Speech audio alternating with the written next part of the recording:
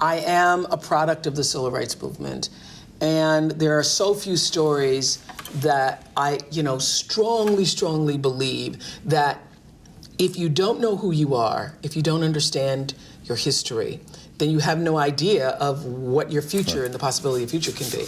And only through the grace of God, me being born at the right time in 1954, you and I have talked about this before. If I was born just 2 years earlier, my entire life would have been different. I was born during the year Brown versus Board of Education.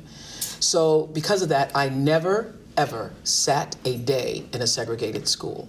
Do you know the difference that made in the way I thought and felt about myself?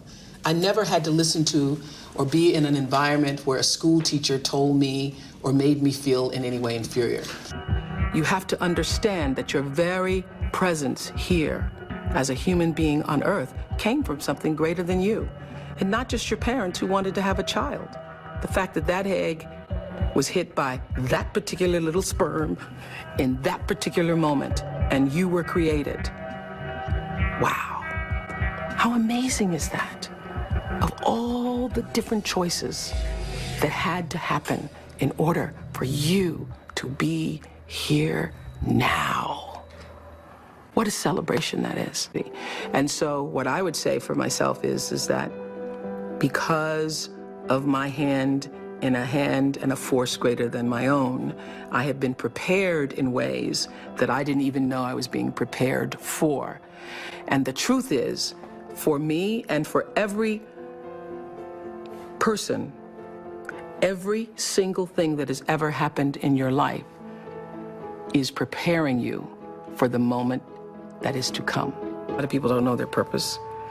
And if you don't know your purpose, your immediate goal is to figure that out, because otherwise you're just wandering around here. So the moment you can figure out what it is you're supposed to be doing, the sooner you are able to get about the business of doing that. And this was around 1989 when I'd read Gary Zukav's book called The Seat of the Soul. And that book was life-changing for me because in it he talked about the power of intention and that cause and effect, what goes out comes back, is determined by your intention. The energy of your intention is what determines your life. Most people don't think about their intention. They just think about what they want to do. Most people don't think about why they want to do it. What do you do to take care of yourself? What do you do to keep yourself centered? What do you do? Everybody wants to fulfill the highest, truest expression of yourself as a human being. That's what you're looking for. The highest, truest expression of yourself as a human being.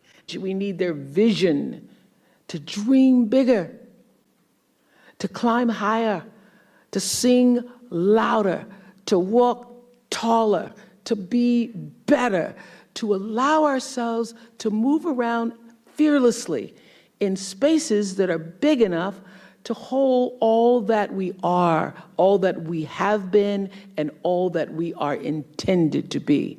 We have so many worlds inside of us, so many starlit galaxies, so many deep rivers of wisdom and so much truth. We know so much, and we have so much joy buried, waiting, bursting to get out.